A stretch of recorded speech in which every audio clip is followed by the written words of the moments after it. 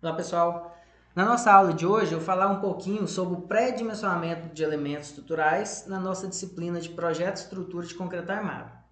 Vou ser bem sucinto, bem breve, lembrando que essa aula vai ser apresentada presencialmente, então é só para fazer um resumo geral e irmos para a parte que interessa. Eu quero fazer ele passo a passo com vocês no AutoCAD. Então pegar um exemplo de um sobrado e, a partir desse sobrado, prever a concepção estrutural e automaticamente o pré-dimensionamento de vigas, de lajes e de pilares. Então, resumindo, o pré-dimensionamento dos elementos ele vem posterior à concepção estrutural. Então, quando se tem uma concepção estrutural inicialmente, nós partimos para a etapa de estimativas, onde será estimado as dimensões dos elementos, seja viga, seja pilar, seja laje.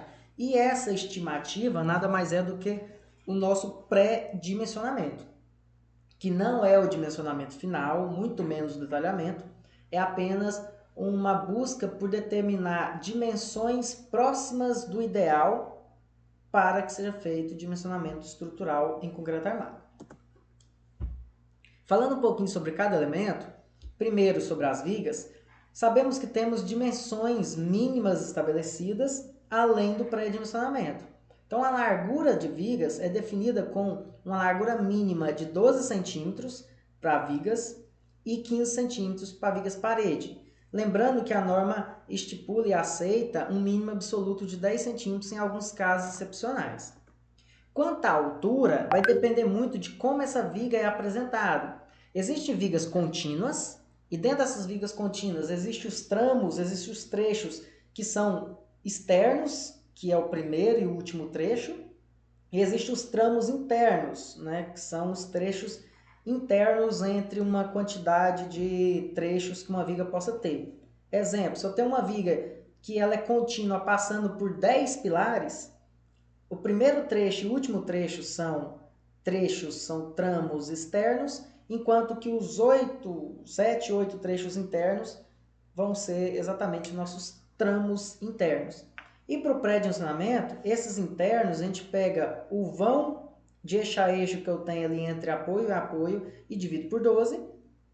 Essa será a nossa altura da viga estimada. E se for os tramos externos ou uma viga biapoiada, como essa da imagem, a gente pega esse vão de eixo a eixo, esse comprimento de apoio, e divide por 10.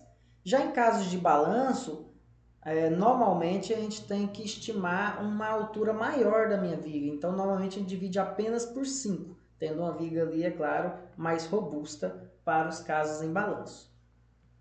Já em referência à laje, também temos as dimensões mínimas, as espessuras mínimas, por norma. Então, normalmente é estipulado que lajes apenas para cobertura e que não tenham balanço possa ser utilizado no mínimo a espessura de 7 centímetros, daí para mais. Para lajes piso, só que também sem balanços, podemos trabalhar com 8 centímetros. Lajes de balanço, 10 centímetros. Laje com veículos com menos de 30 kN, continua 10 centímetros. Com mais de 30 kN, 12 centímetros. Laje com proteção, na faixa de 15 centímetros. Além de algumas regrinhas aí parecidas com a da viga, que é dividir L sobre um determinado valor, como 42,50. Isso para definir previamente o mínimo aceito como espessura. Agora, para calcular mesmo o pré-dimensionamento, para se ter uma estimativa mais próxima da realidade e não trabalhar apenas com o mínimo, temos aqui alguns métodos. Então, a NBR 6118, na versão de 1980, ela tinha dentro da norma um método previsto para pré-dimensionamento, que era um método bem mais robusto, um método que tinha um pré-dimensionamento bem próximo do dimensionamento mesmo final, e isso foi retirado na norma, principalmente pelas atualizações das normas, que hoje a gente trabalha muito com softwares. Então o dimensionamento propriamente dito é feito mais em softwares, então o pré-dimensionamento não precisava ser tão preciso, tão robusto.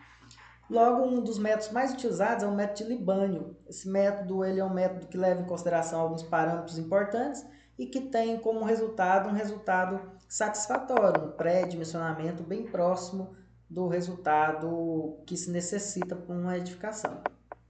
Já existe um outro método que é chamado de método mais imediato, que é um método bastante grosseiro, um método simplificado, é feito um cálculo de uma forma muito simplificada, sem acesso a muitos parâmetros, mas para que tenha uma noção geral, mas não é um método muito utilizado por não levar em consideração parâmetros importantes.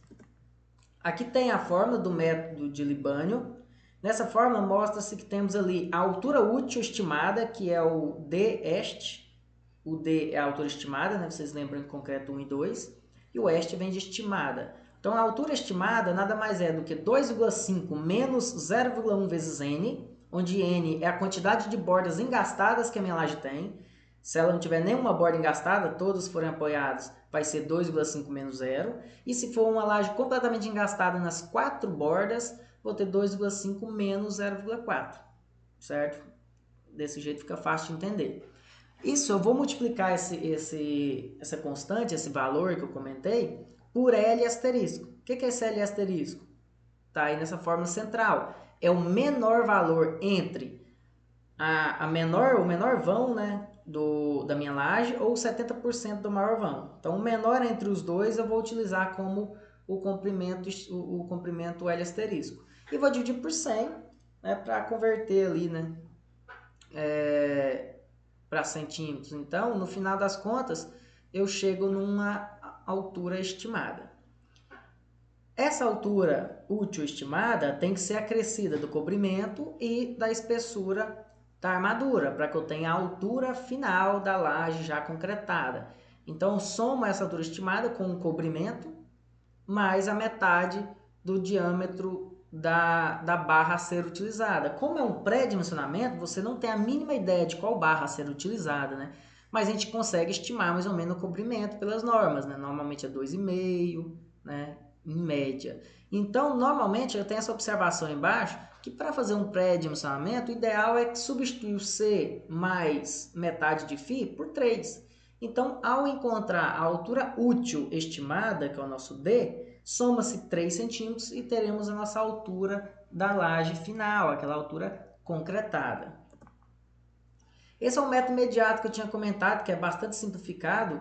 A altura ela vai estar limitada entre dividir o menor vão por 50 e o menor vão por 40.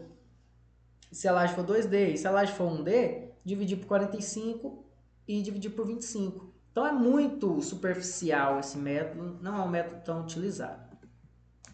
E para pilares, né? Primeiro devemos saber as dimensões mínimas. Isso vocês também lembram em concreto 2. A dimensão mínima, a largura mínima de um pilar é 14 centímetros, né? Desde que utilize aqueles adicionais, que é o gama N, né? Por exemplo, 19 centímetros não usa fator, o fator é 1, 18 centímetros 1,05, 17 1,10, 16 1,15, assim por diante, até chegar no 14 ali, centímetros, que é 1,25. E a área mínima que um pilar pode ter é 360 centímetros quadrados, ou seja, um pilar de 14 por 26 seria o mínimo aceito por norma. E como é feito o pré-dimensionamento do pilar, né?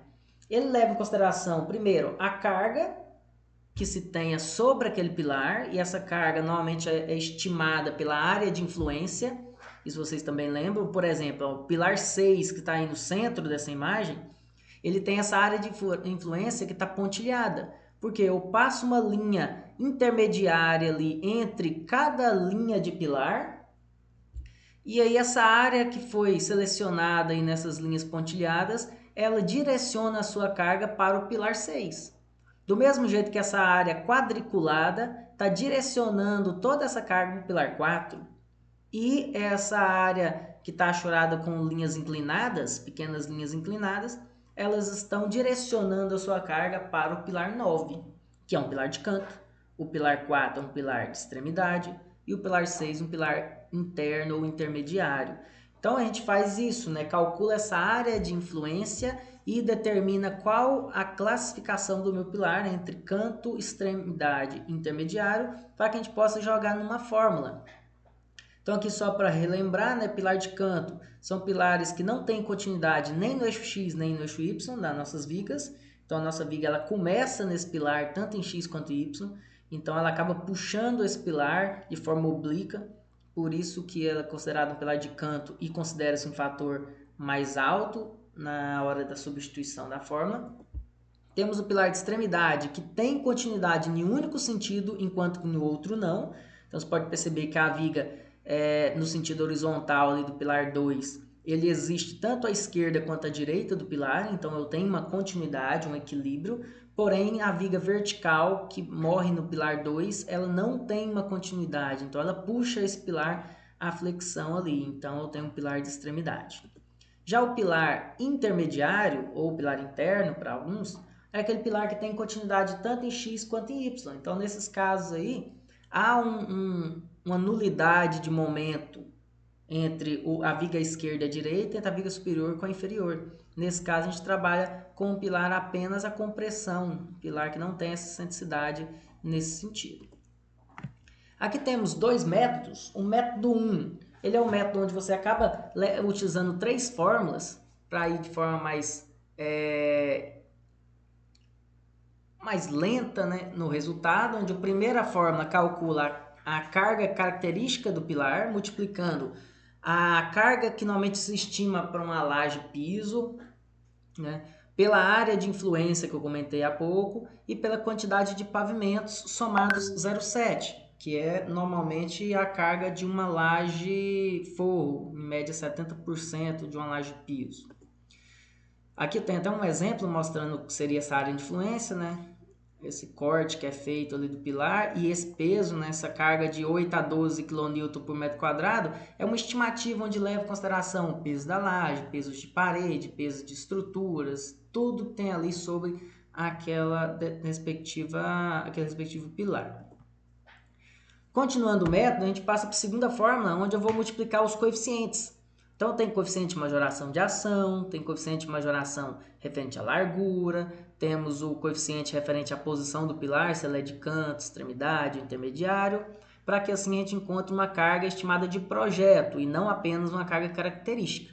Então, vou multiplicar como a gente fazia em concreto. Multiplica por esses 3 coeficientes e a gente vai ter uma carga de projeto. E essa carga de projeto, ela é trabalhada nessa forma, onde eu encontro a área estimada, que nada mais é do que a força sobre a tensão. A tensão não é força sobre área, eu só inverto a área com tensão e jogo nessa forma. Então, eu pego a carga encontrada de projeto na fórmula anterior e divido por 85% do FCD mais 0,84. Né? Então, aí a gente tem a área estimada.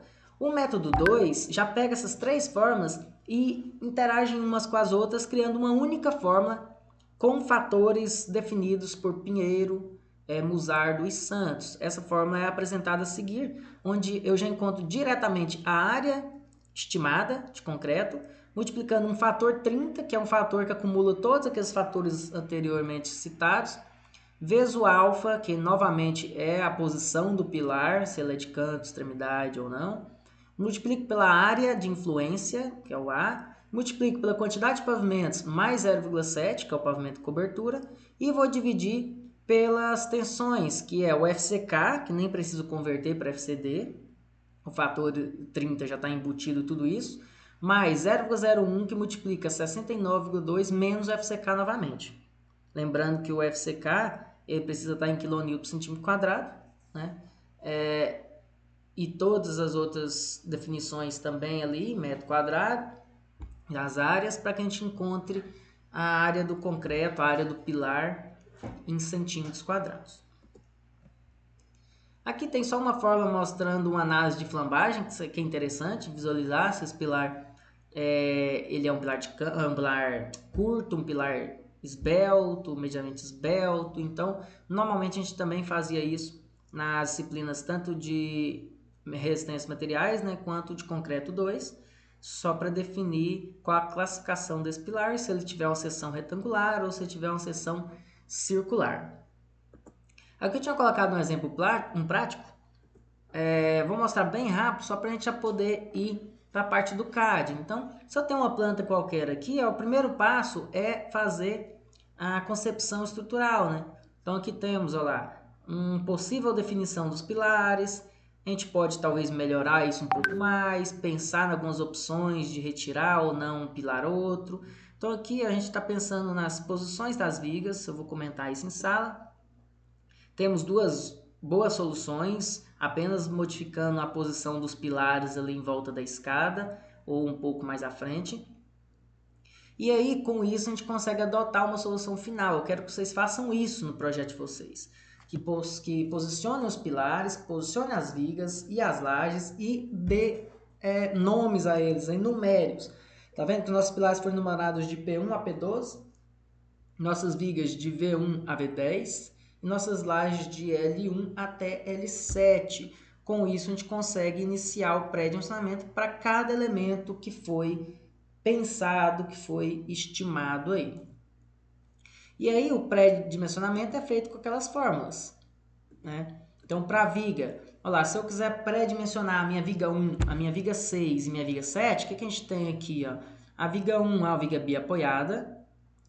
A viga 6, cadê? A viga 6 é uma viga contínua que tem um primeiro tramo entre o pilar 9 e 10, que é um tramo externo, um tramo interno entre o pilar 10 e 11 e novamente um tramo externo entre o pilar 11 e 12. E a viga 7 é uma viga que tem só dois trechos. Se tem só dois trechos, todos os dois trechos, obviamente, são externos, né?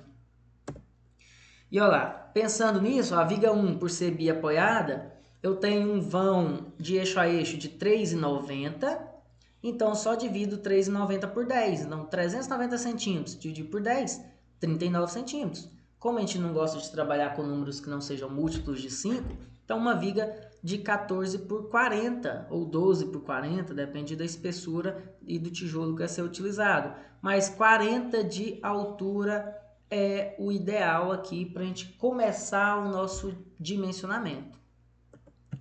E para a minha viga 7? A minha viga 7 é essa viga aqui, né, que tem dois tramos externos. Então é claro que eu vou pegar o vão maior, porque para que calcular os dois vãos? Eu não vou fazer minha viga picada, um pedaço de 50 centímetros, um pedaço de 30. Vai ser uma viga contínua. Essa viga contínua eu pego a pior situação, que é o 555 centímetros de eixo a eixo, e divido por 10. Então 55,5. Então eu vou adotar 55 centímetros.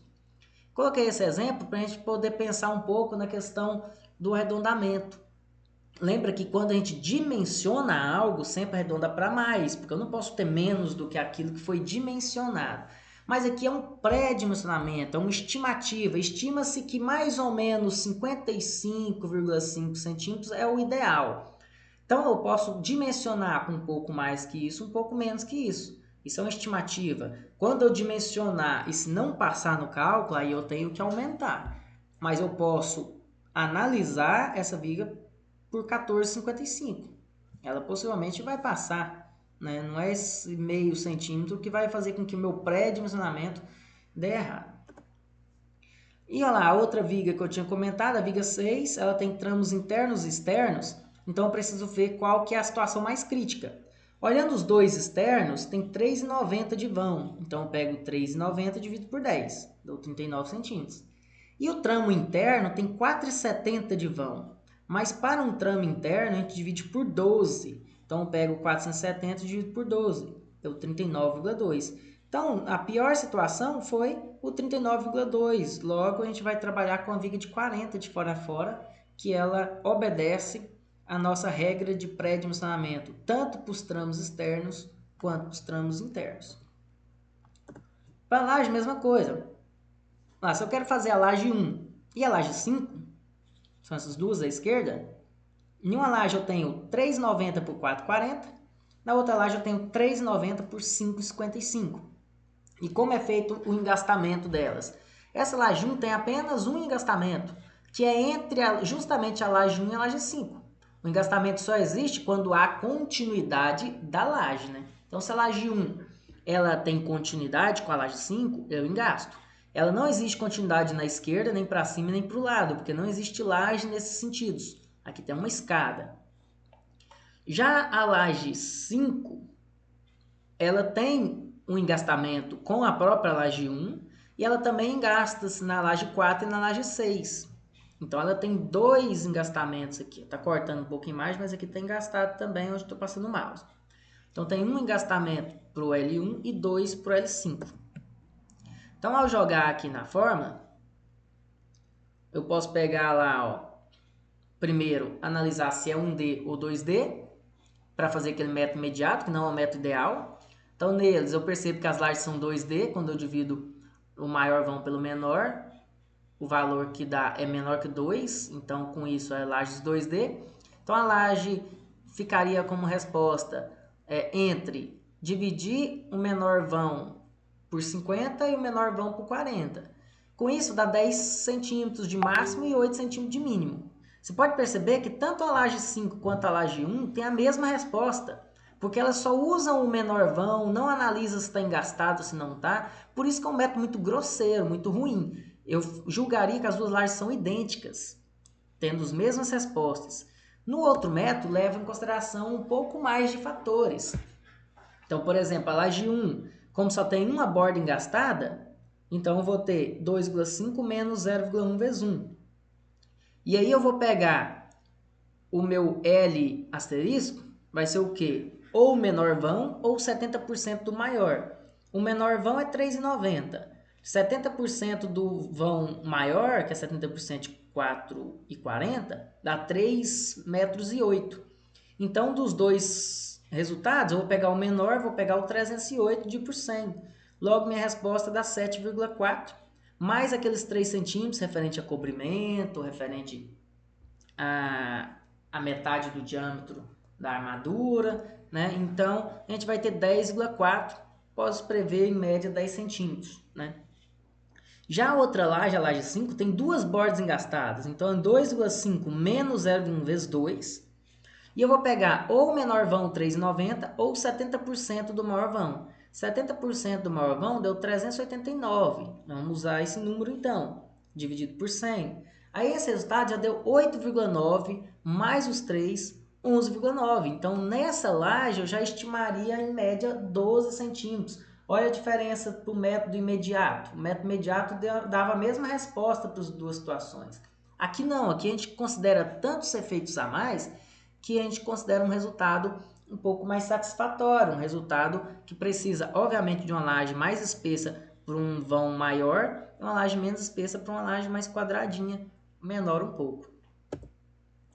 E para pilar, né? Olha lá, se eu quero analisar o pilar 6, por exemplo, eu faço cortes medianos, né, na metade da distância entre os eixos dos pilares.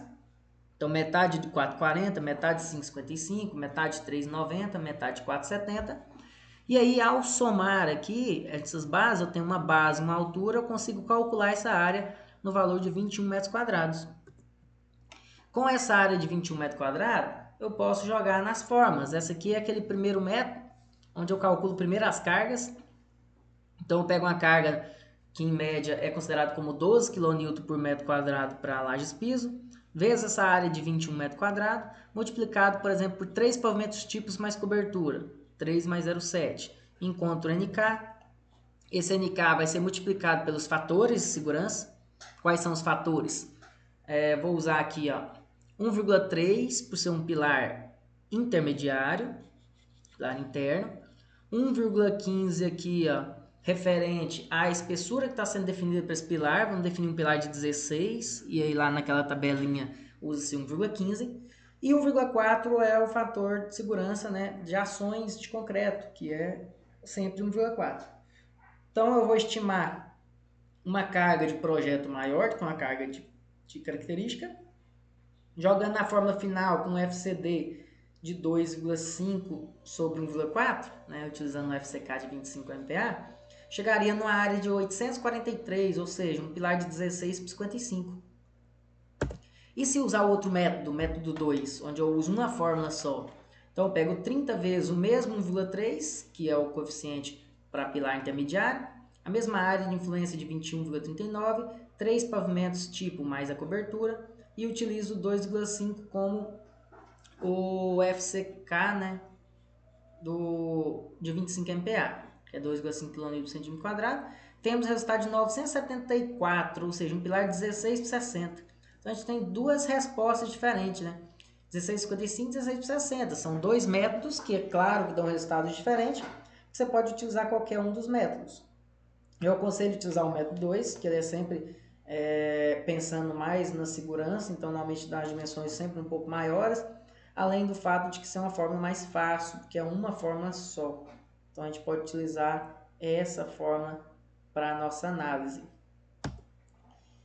Aqui só tinha uma análise de esbeltez para analisar se seria um pilar esbelto ou não, né? No caso deu entre 35 e 90, então realmente é um pilar de esbeltez média ali. E aí esse pré-dimensionamento é apenas para que a gente tenha o norte, né? Não é o dimensionamento final, a gente não pode confundir as coisas.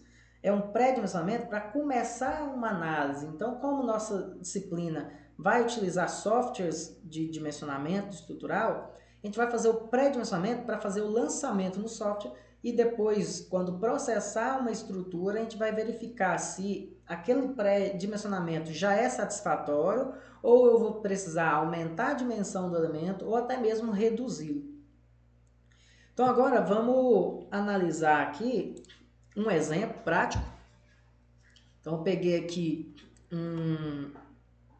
uma arquitetura qualquer de um sobrado que a gente vai trabalhar ao longo das aulas, sobrado simples, a gente vai lançar ele no eBERG, mas por enquanto a gente vai utilizar apenas o CAD e o Excel para trabalhar com os pré-dimensionamentos. Então vamos fazer isso? Vou sair aqui do módulo layout, vamos para o model. O que eu vou fazer nesse projeto? Eu tenho um sobrado que na parte inferior, na parte terra, tem uma garagem para 2 carros de 34 metros quadrados, uma entrada aqui para uma sala e cozinha conjugada. Aqui temos um banheiro, uma escada aqui em U e só. Não fez uma área, ia fazer posterior, então um sobrado bem simples. Subindo aqui na escada, sairia aqui em cima num hall, onde tem um quarto aqui, um banheiro, um segundo quarto e uma suíte de casal aqui com uma varanda, certo? Temos uma varanda aqui de acesso a essa suíte. Então, um sobrado bem simples, aqui temos algumas fachadas dele, alguns cortes mostrando algumas alturas, 3,40 de altura, 3,30 de altura até a próxima laje, mais um elevado aqui para reservatório. A gente observar o diagrama de cobertura, o reservatório é justamente em cima da escada, enquanto o restante é uma platibanda com telhado caindo para o meio. Aqui temos umas imagens renderizadas para ficar mais claro como é o modelo. Tem um balanço aqui na minha garagem, então o pilar está embutido na parede e não aqui no canto, certo? Aqui algumas imagens internas da sala-cozinha. Então é um bom projeto para a gente dar início, a gente pensar na estrutura, pensar no pré-dimensionamento dessa estrutura. Então eu vou fazer exatamente a forma como eu trabalho, a forma mais simples um pouco de trabalhar, que é o que? Primeiro, vocês salvariam isso com outro nome, já até salvei aqui. Apagaria todos os detalhes que não têm importância por agora. O corte seria talvez importante, um 3D para ficar verificando algum detalhe seria importante, né? Mas como esse projeto já foi feita a análise, já verificou tudo sobre ele, já vou fazer de maneira mais rápida, um sobrado simples que se repete embaixo e em cima. Então o que eu tenho que fazer? Eu vou limpar essa estrutura. Então eu vou pegar aqui essas cotas, esses textos, esses elementos aqui de móveis, nada disso é necessário. Então, por exemplo, eu vou bloquear parede, vou bloquear porta, vou bloquear janela. E com isso eu já vou apagar tudo. Eu não vou apagar porque talvez tenha algum layer que eu não lembrei de bloquear. Então vou mover. Movi aqui 2.000 centímetros para o lado. Só para verificar se não tem mais nenhum dado importante ali. Ó, todo o contorno tá aqui. Olha lá, faltou. Ó, tinha duas linhas aqui do contorno da sacada que tá com outro layer que eu não tinha bloqueado. Ó, tá com layer de layout. Então vou voltar isso aqui para o lugar, 2000, só para voltar para o lugar aqui. O que mais de informação que é útil para a gente? Tem essa janela que está com layer errada.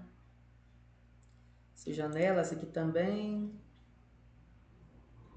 essa outra janela aqui também. As janelas dos banheiros estavam com layer errado. Então eu vou mover de volta 2000 para que eu tenha essas janelas aqui. Ok. Esse pedaço da escada aqui é um pedaço que normalmente a gente coloca bem fininho na impressão, porque ele já está acima da projeção.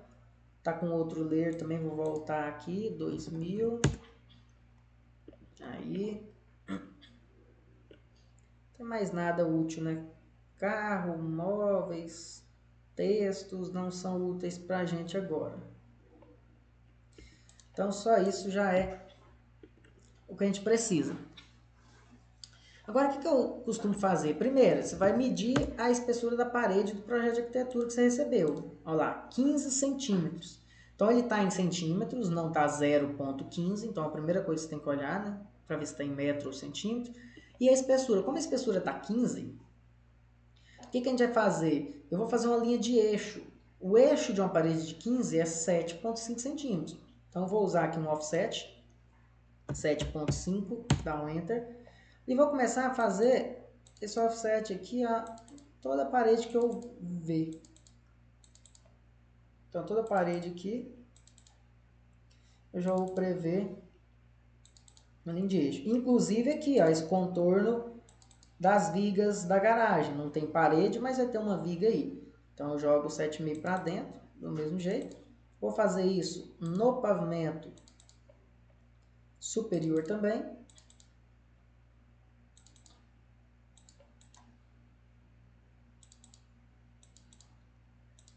Então, tá aí também. Se a gente esquecer alguma linha, volta e refaz de novo. Então agora eu vou unir essas linhas. Então existem várias formas de unir essas linhas, né?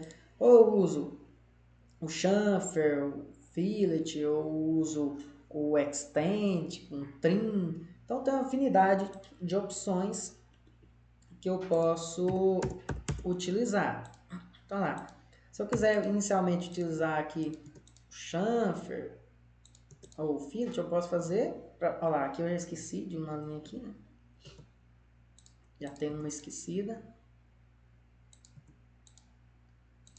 Olha lá, já posso fazer algumas ligações aqui.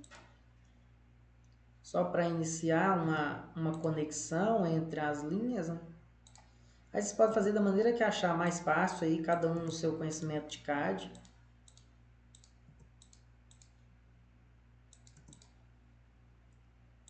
Estou juntando para todos os cantos se encontrarem.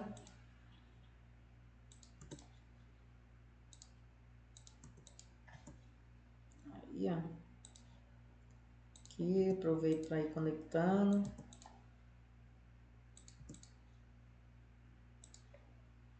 Aí.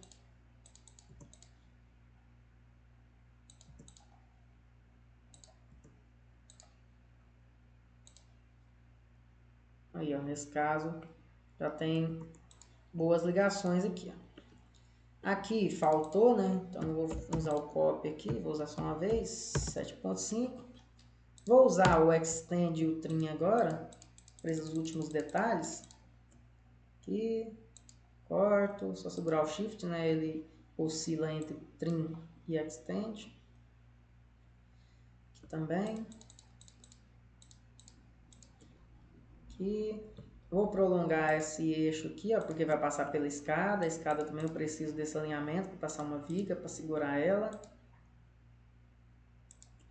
E aqui eu vou cortar com o trim aqui.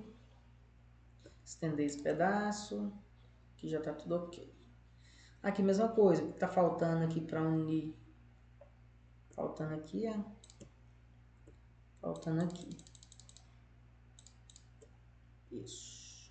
O que mais que eu posso fazer? Eu posso verificar aqui que tem um alinhamento e deixar uma linha passada, caso eu necessite de passar uma viga contínua aí, seria uma opção. Aqui mesma coisa.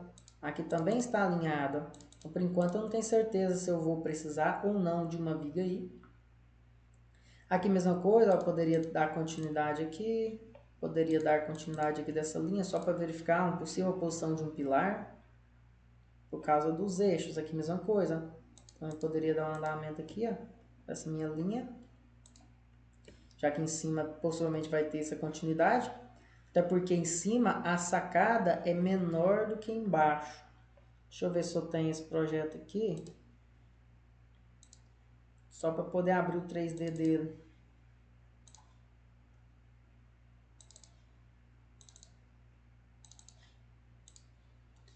Então, vamos abrir o 3D para que a gente possa entender melhor o projeto.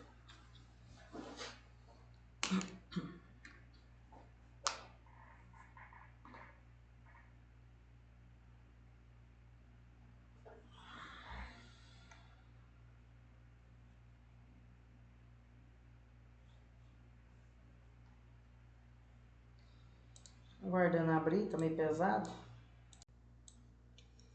Então aqui está o 3D.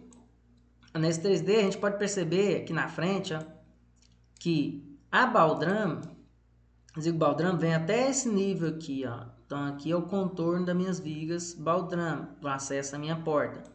Já na laje, piso, a minha sacada já vem com um tamanho menor. Ela morre antes da porta. E na cobertura, ele já passa pela porta de novo. E depois vai ter esse detalhe aqui inclinado, normalmente é feito com placa cimentícia isso aqui. Então não entra como estrutura agora de concreto. E aí tem a platiband e o elevado do reservatório. Então essa é a ideia principal. O restante é simples de se entender.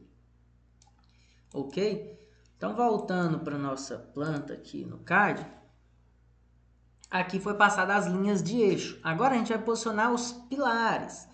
Por enquanto eu não tenho a mínima ideia do tamanho do pilar. Então o que eu vou fazer? Eu vou fazer só alguns círculos qualquer aqui. Vou criar aqui um layer. Deixa eu primeiro apagar isso aqui tudo. Para dar uma simplificada.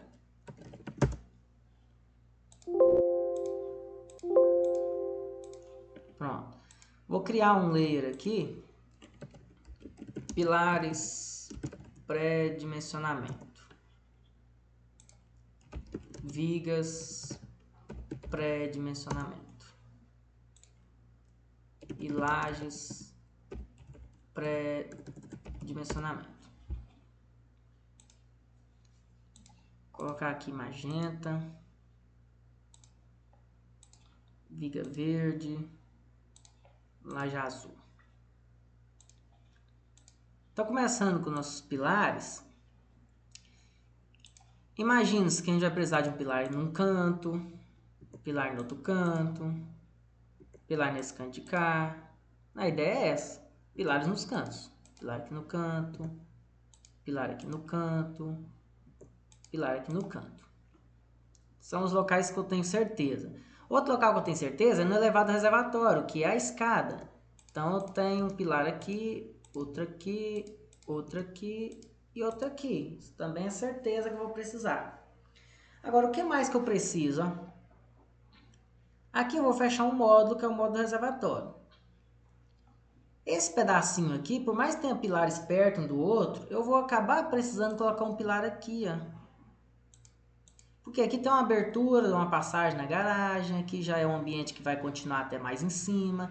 Então eu vou acabar precisando colocar alguns pilares nesses pontos para você fechar esse módulo aqui também, embora ficam pilares próximos um do outro, mas normalmente é uma das opções. Aqui, ó, eu tenho um painel muito grande, e em cima tem paredes passando, então o ideal é ou colocar um pilar aqui, aí fechar esse módulo outro, ou colocar um pilar aqui embaixo, ó, e fechar esse módulo, ou até mesmo dois pilares aqui, de tal modo que essa viga passa contínua, essa passa contínua e as lajes ficam menores, que aí passa exatamente em cima de onde vai nascer paredes ali. Então também há alguma opção. Vai depender muito da forma como é definido as nossas vigas aqui, nossas lajes. Então aqui já um pensamento dos possíveis pontos de pilar, né? Só para ter uma noção. Aí o outro jeito de fazer, né, era pensando nos painéis de laje, né? Então quando eu olho os dois pavimentos e percebo que esse ambiente é um ambiente aberto aqui embaixo, é um ambiente que não tem parede, só tem em cima da laje, Então é claro que não dá para pensar em pôr um pilar aqui, porque embaixo ele coincide no meio de uma porta. Muito menos aqui assim, ó, onde estou passando o mouse, porque ele coincidiria no meio da sala-cozinha. Então a gente já está pensando nesses pilares em volta por esse motivo. Esses pilares já estão em posições que conseguem se repetir na parte superior. Então deixa eu bloquear aqui alguns elementos. Olha lá, se eu copiar essas possíveis posições de pilar que a gente marcou aqui, ó, copiar para o pavimento de cima, a gente pode perceber que esses pilares eles estão em posições satisfatórias, posições dentro de parede. Se eu penso ao contrário, se eu penso em colocar um pilar aqui, ó, um pilar aqui, um pilar aqui, quando eu for levar isso para baixo, vai coincidir no meio dos cômodos. Então, ele não poderia existir embaixo, poderia talvez nascer em cima. Mas seria um problema nascer esse pilar aqui em cima de uma viga sem necessidade. Esse vão entre esse e esse pilar não é tão grande assim para ter necessidade de nascer um outro pilar no meio da viga. Então não seria interessante. Pensando aqui na laje e automaticamente na viga, né, poderia pensar ou em fazer um painel de laje imenso aqui sim, seria uma opção. Porém, pode ser uma opção que às vezes fica um pouco cara, porque é uma laje grande, com um monte de parede sobre a laje. Então, talvez seria mais interessante eu trabalhar com um painel de laje desse tamanho e um outro inteiro aqui, ou até mesmo 3 painéis de laje também funcionariam, né? Uma opção também. Aqui eu teria um contorno da escada, então contornos de viga em volta da escada. Agora, como é que eu faria essa parte? Essa parte que poderia gerar uma complicação um pouco maior. Ó. Por quê? É uma garagem aqui, ó. Eu poderia fazer um painel gigante aqui assim? Poderia. Painel gigante aqui. Com isso, automaticamente eu teria que fechar um painel só para esse pedaço. E aí passaria uma viga aqui, que automaticamente é sobre essa parede mesmo. Só que aqui é um vão muito grande. É um vão grande, né? Essa laje com esse vão aí, às vezes ela pode gerar alguma complicação. E ainda mais que tem paredes passando por cima. Então o que eu poderia pensar? Se eu repartir essa laje em duas, né? Fazer aqui uma laje, aqui outra, passar uma viga direto. Essa viga direto morreria sobre essa outra vigona grande. Seria um problema. Mas vamos parar para pensar que aqui está na divisa. Então na divisa não tem problema em colocar um pilar aqui, ó. Então se eu coloco um pilar nessa posição, eu consigo fechar um painel de laje com um pilar em cada canto. E aqui seria um painel de laje, faltando só o pilar desse canto, por ser balanço. Mas eu teria 3 pilares aqui em cada canto e essa viga é contínua. Então, seria interessante e funcional. Então, essa seria talvez a melhor opção. A melhor opção aqui pra gente. Isso a gente está pensando na laje piso, né? A laje a 3,30 metros de altura, onde a gente está caminhando sobre ela. Ou seja, eu ainda vou levantar aqui, ó, uma parede em cima dessa laje aqui, né? Vou levantar uma parede em cima dessa laje aqui e vou passar uma parede em cima dessa laje aqui, ó. Ainda tem esse peso, mas essa laje aguenta, ela suporta, desde que você calcule essa carga de parede.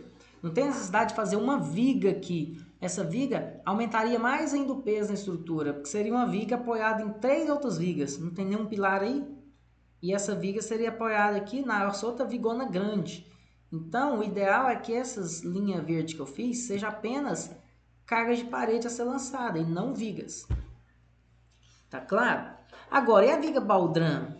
A viga baldrame é simples. Viga baldrame vai existir em todo local onde tem uma parede. Então, aqui, onde tem parede a ser levantada, obviamente eu vou ter vigas. Então, eu vou ter que ter vigas aqui, vigas assim e aqui também, ó. Vou ter que fazer uma viga daqui até lá. E mesmo não tendo parede aqui na frente, mas tem um contorno do piso, eu tenho que fazer uma viga para o contorno do meu piso. E esse piso vai até um pouco mais à frente, como eu mostrei em 3D. E aqui também tem uma viga. Esse pedacinho, eu poderia tirar essa viga desse pedaço? Até que poderia, mas é uma viga contínua. Compensa ter essa viga, até porque aqui pode fazer uma parede futuramente. E aqui eu preciso de uma viga para apoiar a minha escada. Do jeito eu preciso de uma viga aqui. Então a viga baldrame seria nesses contornos mencionados. E a viga do pavimento da laje piso seria assim. E a laje forro lá em cima, a laje forro, poderia seguir o mesmo princípio. Deixa eu desbloquear isso aqui. Aí a viga, as vigas e as lajes de cobertura poderia seguir o mesmo princípio, com exceção de um ponto. Que aqui em cima eu estou repetindo as mesmas coisas, só que essa lajinha vem até mais na frente. Então essa laje vem até um pouco mais à frente, ela prossegue até aqui e vira. Só que não no cantinho, né? Faltou a linha de eixo aqui de 7,5 para trás. Então eu teria que fazer mais esse pedacinho de viga aqui. Certo? Como não tem parede em cima aqui, ó. Como aqui não tem parede em cima, poderia tentar simplificar? Poderia. Eu poderia, às vezes, tentar simplificar de tal forma que eu tirasse aqui, ó, a viga desse trecho, né? Deixando só uma laje gigante aqui, nesse sentido, seria uma opção. Mas se a gente pode pensar mais à frente. São infinitas possibilidades de concepção estrutural. Então eu só quero dar um exemplo para a gente poder, a partir desse exemplo, ir para o pré-dimensionamento. Eu quero que vocês façam isso. A partir do momento que eu definir aqui, ó, o que a gente faz agora? Vou começar a enumerar. Então eu tenho aqui P1. Ó, esse é o meu pilar 1. Não sei as dimensões ainda, só quando fizer o pré-dimensionamento. Aqui vai ser o P2, P3, P4, P5, P6, P7, P8, P9, P10, P11, 12, 13, 14 e tem mais um aqui que a gente criou a mais aqui, né? Então, no final das contas, eu posso enumerar as aqui, ó, P1, P2, P3, P4, P5, P6, P7, P8, P9, P10, P11, P12, P13, P14 e P15. Esses são os nossos pilares, que é claro que são idênticos aqui no outro pavimento. Então eu só vou fazer uma vez, né? Pilar ela é emprumada. Agora as vigas, ó. Temos as vigas também, ó. Viga V1, viga V2, viga V3, viga V4, viga V5, V6. Lembrando que nesse caso dessa viga, lá, ó, ela só vem até aqui, né? Essa viga só vem até aqui. Aqui eu preciso de um alinhamento, preciso de uma linha de eixo, precisa. A linha de eixo foi feita para eu saber exatamente onde eu coloco o pilar. Mas não é para fazer uma viga aqui, ó. Só para ficar bem claro, eu vou até cortar esse pedaço aqui, para ficar claro que não existe viga aqui, ó. Só para eu demarcar a posição do pilar. Vou virar aqui essa viga.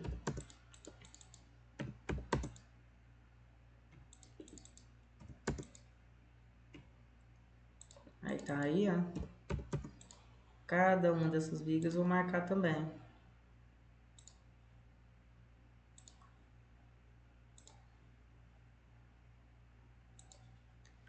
Então vamos lá, ó. De cima para baixo, viga 1.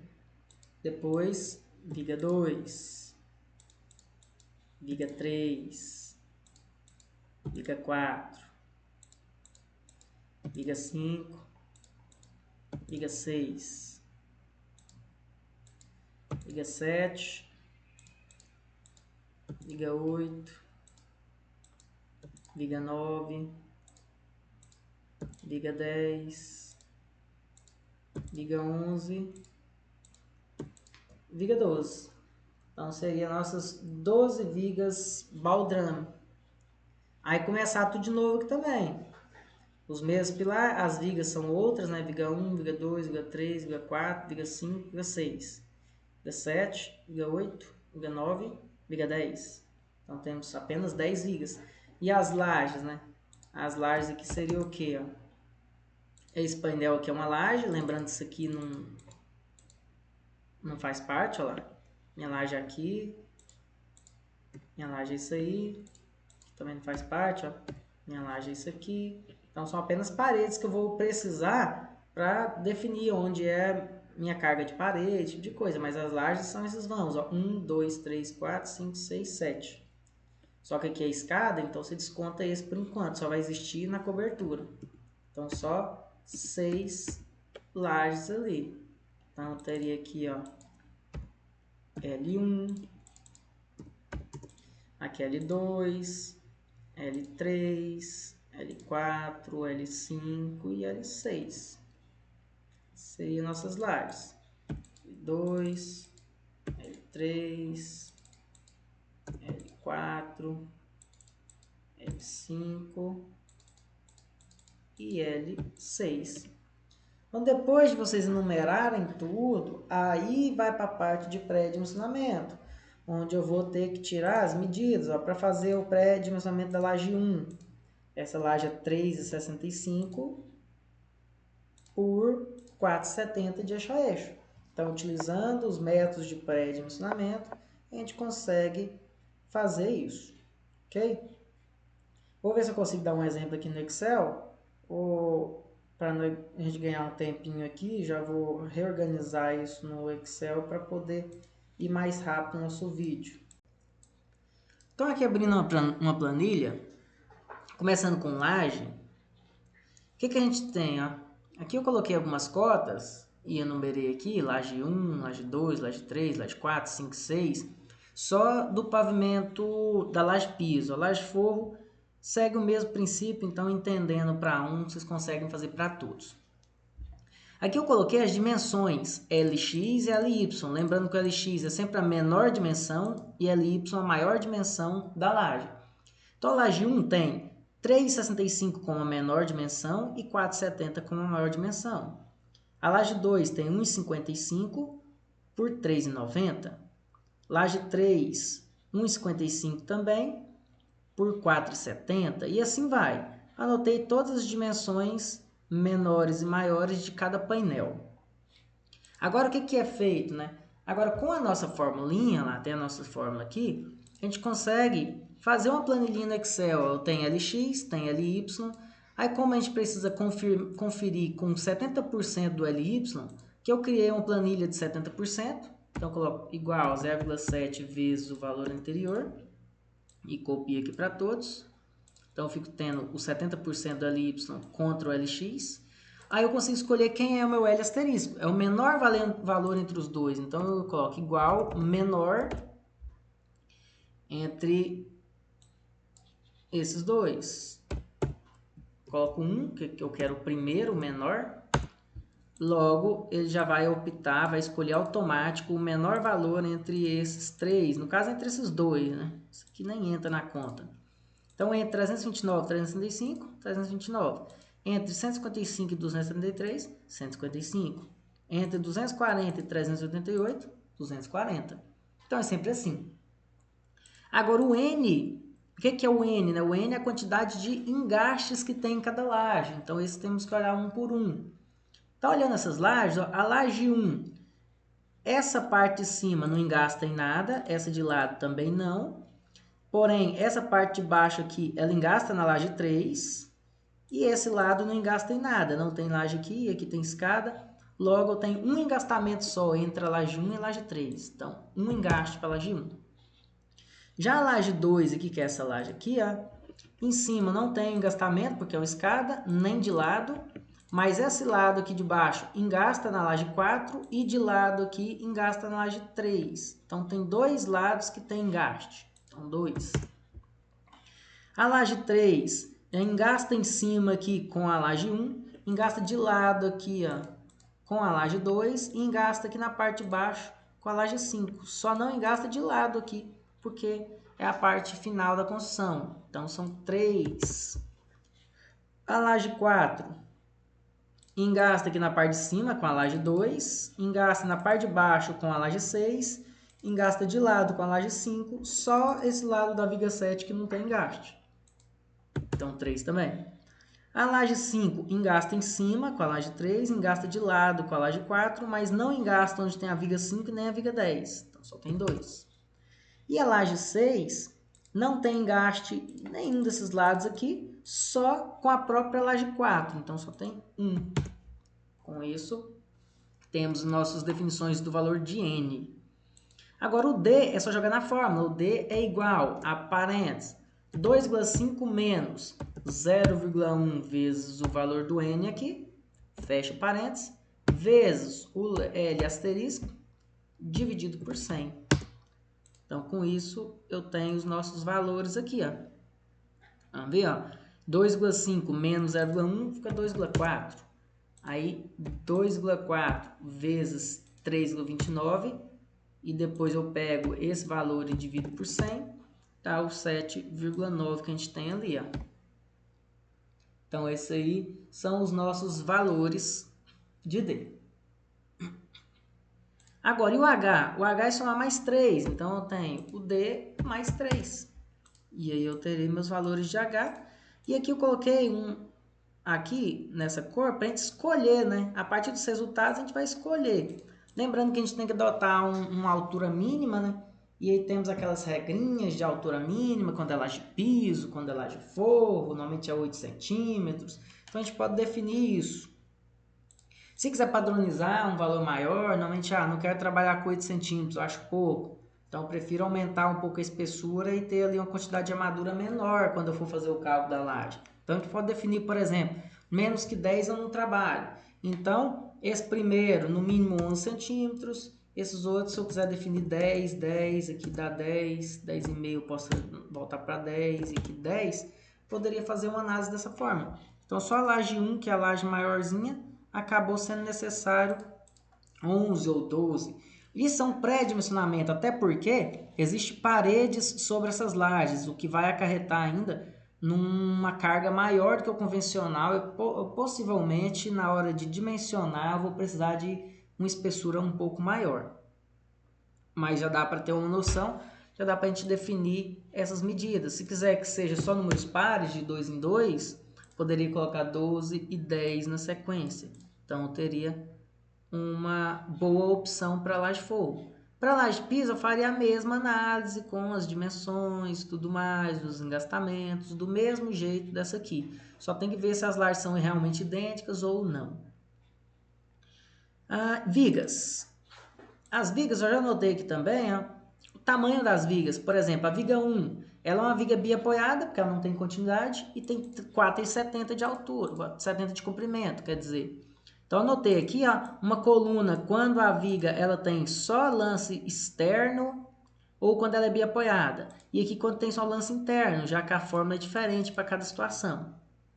Então, como essa só tem externo ou biapoiada, deu 4,70. A viga 2, mesma coisa. Ela também é só um trecho só, é biapoiada, então 3,90. A viga 3 vai de fora a fora, mas ela tem 2 tramos. O primeiro está entre o pilar 5 e 6, que tem 3,90, e o segundo está entre o pilar 6 e 7, que tem 4,70. Então, são 2 tramos externos, eu pego o maior entre eles, que é o de 4,70. A viga 4 já tem 3 trechos, ó. Tem esse trecho entre o pilar 8 e 9, tem esse trecho entre o pilar 9 e 10, e tem esse trecho entre o pilar 10 e 11. Então, tem 2 externos e um interno. O maior externo entre os dois é entre o pilar 10 e 11, que é o 4,70. E o interno é entre o pilar 9 e 10, que tem 3,90. Então, anota os dois. Por mais que eu sei que o externo vai influenciar mais, eu vou anotar os dois sempre. Viga 5. Viga 5 é essa viga que tem dois trechos só, então os dois são externos, eu só pego o maior, e o maior é entre o pilar 12 e 13, que é de 5,55. A viga 6 é biapoiada aqui, né? Claro que ela está em balanço, mas quando a gente fala do pré-dimensionamento é só essa análise, né? Se ela só tem um tramo só ou se ela tem mais tramos. Então ela tem 5,55. A viga 7, que é essa aqui de lado, ela tem dois tramos externos, então eu pego o maior, 325. A viga 8 tem dois tramos só externos, eu pego o maior, que é os 2,25. A viga 9, ela já tem muitos tramos, ó. A viga 9, ela tem um tramo aqui, na verdade esse tramo até em balanço, né? Tramo em balanço, a gente tem que analisar isso. É um tramo de 2,40. Depois eu tenho um tramo aqui de 3,25 interno. Depois um de 1,55, um de 2,25 e outro pequenininho que não sei nem a medida. Então eu anotei aqui 2,40 como o externo e 3,25 como o interno. E o V10 tem 1, 2, 3 tramos. O interno de 1,55 só e dos dois externos o maior é o de 3,65. Então foi anotado assim, ó. Agora o que a gente faz? A gente pega e divide, né? Para os externos ou biapoiado, a gente divide por 10. Né? Só faltou aqui o balanço. Deixa eu incluir um balanço aqui, porque pode existir L balanço, que é o caso da viga 9. Né? A viga 9 tem 240 de balanço. Né? 240 de balanço e não externo. No externo eu tenho só esse pedacinho final aqui, ó, que é só de 1,40 só. Pronto. E vou incluir mais um aqui, né? H balanço. Então, para o H externo, a gente divide L sobre 10. L sobre 10. Então, eu vou pegar igual este dividido por 10. E vou replicar ele de fora a fora. Para o interno, a gente divide por 12. Então, esse valor divide por 12. E aí eu venho de fora a fora. Quando tem. E para o balanço, divido por 5. Vai de fora a fora. Feito isso, eu pego aqui o maior entre eles. Então, eu escrevo aqui maior entre esses três. Então, ele vai escolher o maior valor entre os três, que é o que vai mandar na viga. Então, olha lá. Como eu só tenho o interno, então é 47 mesmo. Agora, nesse exemplo aqui que eu tenho 140 externo, precisaria de uma viga de 14 só, que é dividido por 10. Ou um vão de 325 interno, que eu divido por 12, dá uma viga de 27. Ou o balanço, que deu 2,40, que eu tenho que dividir por 5. Precisa de uma viga de 48. Dentre os três, faço a viga de 48. Certo? Então, esses são os valores. Agora, eu posso escolher uma altura para adotar, porque eu não vou ficar com esses números com vírgula. Eu tenho que colocar um múltiplo, né? Normalmente, um múltiplo de 5 seria interessante. Então, eu posso colocar aqui uma fórmula, por exemplo, teto. É uma formulinha legal. Teto desse número, múltiplo de 5. Aí ele vai arredondar para cima no múltiplo de 5. Então, eu teria ó, 50, 40, 50, 50, 60, 60, 35, 25, 50 e 40. Seriam as alturas que a gente poderia adotar. É claro que ainda tem aquela outra regra que eu tinha comentado de otimizar, né? Vamos ver quantas vigas diferentes tem aqui. Ó. Tem viga de 50, tem viga de 40, tem viga de 60, tem viga de 35 e de 25. Esse 35 e 25 eu poderia mudar. Talvez eu poderia jogar esse aqui para 40, né? E jogar esse aqui para 30. Aí eu ficaria com vigas de 30, de 40, de 50 e de 60. Pronto, 4 tipos de viga. Né? Ficaria lá 50, 40, 50, 50, 60, 60, 40, 30, 50, 40. Seria uma boa opção. Essa aqui também pode? Pode.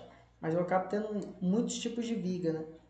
Desse jeito aqui eu já reduzia pelo menos mais um tipo de viga. E ficaria de 10 em 10. Então é uma opção e a maneira de se fazer o pré-dimensionamento de vigas. E de pilar? De pilar eu já coloquei algumas áreas, porque eu já fiz aqui para ganhar tempo. A área de influência, que a gente fez em concreto 2. Então, como foi feito isso?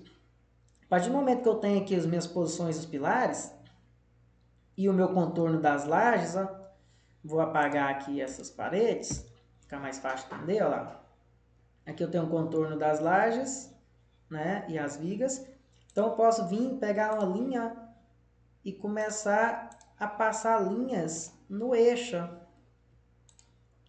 Uma linha de eixo aqui, passo uma linha de eixo aqui, uma de eixo aqui, outra no eixo aqui, no eixo, também,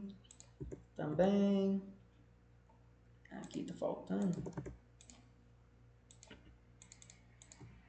aqui também, ó. Falta aqui também, aqui. Então são alguns exemplos. Aí eu começo a cortar, né? Começo a cortar pensando nas posições, olha lá. Ó. Por exemplo, aqui eu cortei. Essa área cai para esse pilar da frente, mas não tem pilar da frente. Então quando chegar aqui, ela vai descarregar para esse pilar mais perto. Então aqui eu não vou ter essa linha. Tudo aqui em volta vai cair nesse pilar. Então aqui eu já consigo perceber que toda essa área aqui, ó, descarrega nesse pilar que está em volta. Agora, e essa arinha aqui, ó, ela descarrega nesse pilar. Até porque é fácil de você perceber. Você imagina como se estivesse caindo uma bolinha de gude, alguma coisa aqui nessa laje, bem nesse ponto aqui. Ó. Se ela tiver que se encaminhar para algum pilar, para qual pilar que ela iria? Qual pilar mais perto que ela iria? Esse pilar de cá. Ó. Ele viria para cá. Então, quer dizer, essa área, qualquer ponto que cair aqui, essa bolinha aqui, ele vai se direcionar para o pilar mais perto, que seria esse. Agora, e se ela caísse do lado de cá, ó, ali? Aí o pilar mais perto já seria o de lá. Ó. Então, a ideia é essa, é como se estivesse imaginando a proximidade. Então, essa área aqui agora, já descarregaria, deixa eu apagar isso aqui.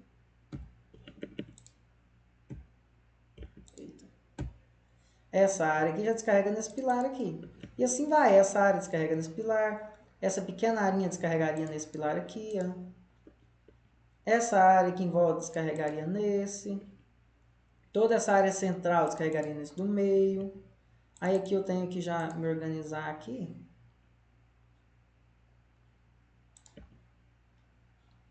Para separar, ó. Aqui faltou ainda uma linha separando esses dois pilares. Aqui. Pronto, ó. Toda essa região aqui em volta dessas linhas verdes descarregaria nesse pilar aqui. Já essa outra arinha menor verde nesse pilar 1.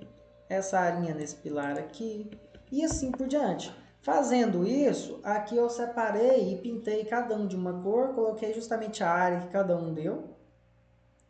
Para ficar referente ao seu pilar. Ó, o pilar 1 tem uma área de 1,65. O pilar 2 tem uma área de 4,29. O pilar 10 tem essa área azul de 10,32. O pilar 13 é o maior aqui, ó, pega toda essa área em amarelo de 14,99. E você anota essas áreas de influência aqui. Agora, o que mais que precisa ser colocado? Precisa ser colocado aqui, ó, algumas outras informações para a gente jogar nessa fórmula final. Tá vendo que essa fórmula eu peguei aquele método 2. Né? Então, como a gente está trabalhando com o método 2, eu preciso da área de influência, da quantidade de pavimentos aqui para ser utilizado. No caso, a gente tem o pavimento térreo e o pavimento superior, são dois pavimentos. E o FCK que a gente vai utilizar é de 25 MPa. Vai depender do projeto de cada um de vocês, né? Cada um tem um projeto. Nesse exemplo aqui a gente vai usar o 25 MPa, que é 2,5 kN por centímetro quadrado.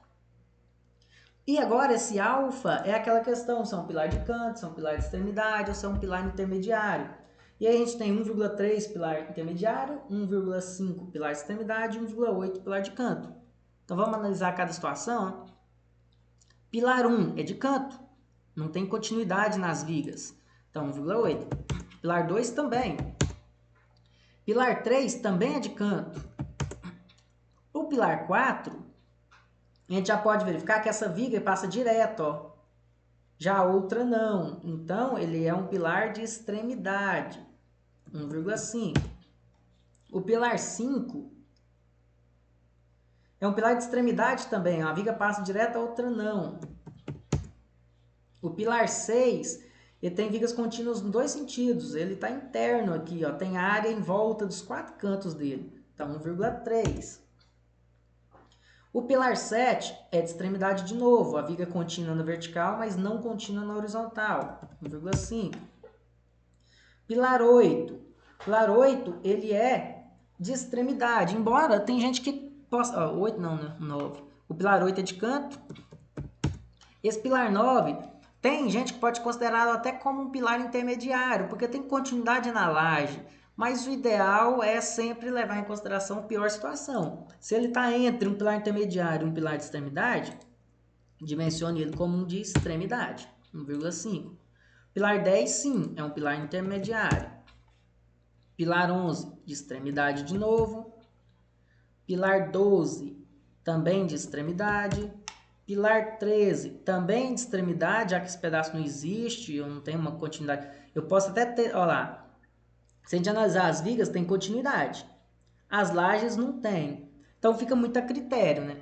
Como as vigas são contínuas, você pode até considerá-lo como um pilar interno, intermediário, nesse caso. O pilar 14 é de canto e o pilar 15 também é de canto. Agora a gente pode jogar na fórmula. A fórmula é igual 30 vezes alfa vezes área aqui vezes a parêntese n mais 0,7. Vou até fechar o parêntese e dar um igual. Esse é o resultado que dá no denominador, no numerador. Né? 30 vezes alfa vezes a vezes n mais 0,7. Então, vou até colocar um parêntese nele aqui e dividir por uma parcela em parênteses embaixo. Essa parcela embaixo é o FCK mais 0,01 vezes 69,2 menos o FCK de novo.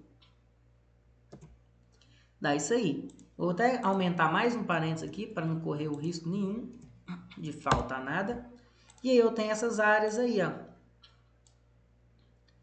Lembrando que eu tenho que travar para poder puxar, né? Eu tenho que travar esse 2 e esse 2,5, que é o D3 e o D4. O D3 e o D4 eu tenho que colocar um cifrão nele aqui, ó. D3 e D4. Isso, olha lá. Sempre vai remeter aos dois de cima lá. A área mínima aceita não é os 360? Então, eu já posso colocar aqui, ó, área adotada. Vou colocar a área mínima. Aí eu coloco igual. Se esse valor for menor que 360, eu uso 360. Se não, eu realmente uso ele mesmo. Olha lá, os que forem menor que 360 já vai mudar para 360. E os maiores já ficam maiores mesmo. No caso, o pilar 13. Só, né? Só o pilar 13. Então, como é a área de aço mínima, e eu vou adotar 14 de largura para tudo, porque é a largura do tijolo que a gente vai trabalhar, o outro sentido vai ser igual a área de aço mínima dividido por 14. Então, eu vou ter aquele pilar de 14 por 26, né? Vou até... Deixa assim, 14 por 26. E ficou só um por 36, que é o pilar 13 ali, ó. Como a gente não trabalha com número 5 picado, normalmente trabalha com múltiplos de 5, eu vou colocar o H adotado, que é a formulinha de teto, múltiplos de 5. Aí vai ser tudo 30 e o pilar 13 vai ser de 40. Então, vão ser pilares de 14 por 30 e um pilar de 14 por 40 para o pilar E13. Certo? Então, com isso, a gente já conseguiu definir ali tudo o que precisava para o nosso pré-dimensionamento. Aí o que falta ainda ser analisado? Falta ser analisado a questão de desenhar esses pilares agora, já que a gente tem um tamanho definido, por exemplo, só para a gente finalizar a aula aqui. Eu posso voltar aqui ó, na minha planta, como ela era, aqui, e começar a posicionar os pilares. Agora eu vou escolher o sentido do pilar. Eu sei que o pilar definido, na grande maioria, foi 14 por 30. Então eu venho aqui, ó, 14 por 30. Vou dar uma dica para vocês encaixarem ela aqui. A parede é de 15 e o pilar é 14, então vai ficar só meio para cada lado. Ah, mas meio serve para quê? Para nada. Por quê? O ideal era que a arquitetura tivesse sido feita para 17 ou 18 centímetros de largura de parede, porque eram os 14 do tijolo mais 1,5 de reboco de cada lado. Como isso não acontece, o pessoal faz projeto e coloca a largura de parede padronizada em 15, por ser um múltiplo de 5, na prática essa parede vai dar 17 a 18, então cada cômodo vai perder uns 2 centímetros. Então você vai trabalhar com um pilar centrado ali. E uma dica para trabalhar centrado é fazer isso aqui, ó. Como ela é 14, a metade de 14 é 7. Então eu faço uma linha de 7 aqui, uma linha de 7 aqui, e agora eu vou fazer uma linha central. Olha o tanto que isso vai ajudar vocês a posicionar os pilares, ó. Eu vou virar aqui. Olha lá. Se eu quero colocar um pilar nesse canto, eu vou colocar ele no sentido do maior vão. Eu simplesmente pego esse pilar, uso o copy, uso esse ponto como guia e levo aqui para a linha de eixo. Fica perfeito. Ó. Como tem 7 para cada lado, fica no eixo certinho. Aqui mesma coisa. Aqui eu venho aqui, pego nesse canto de cá e posiciono aqui. Ó.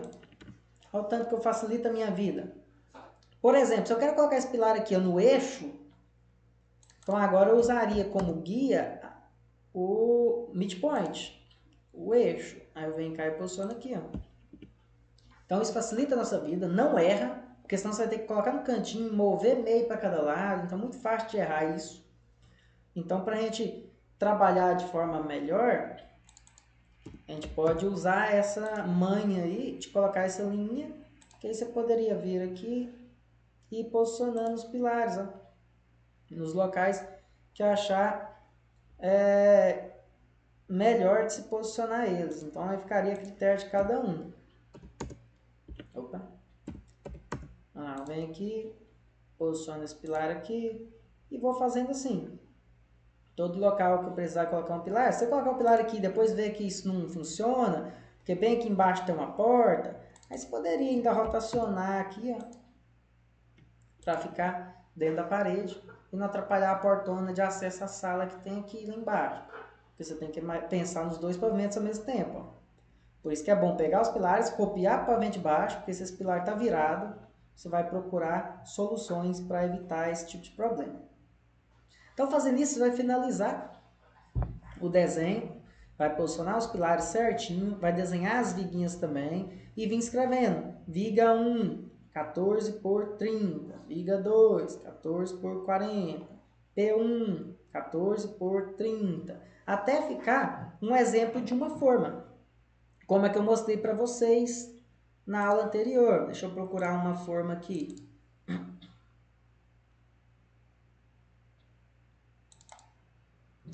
Aqui. Eu quero esse resultado final aqui, ó. Vocês desenharam os pilar, vai desenhar a viga, escrever viga 1, 14 por 30, pilar 1, 14 por 50, certo? Exatamente isso que eu quero, para que seja entregue juntamente com a planilha em Excel, que é o memorial de cálculo das lajes, das vigas, dos pilares. As vigas tem no piso superior, tem na cobertura e na baldrame, que são todos 14 por 30. A laje tem duas lajes, laje piso e laje forro. E os pilares é só um só, porque aqui são pilares emprumados, né? E já leva em consideração os pavimentos que existem no nosso projeto. Então vamos encerrar nossa aula aqui e até a próxima aula.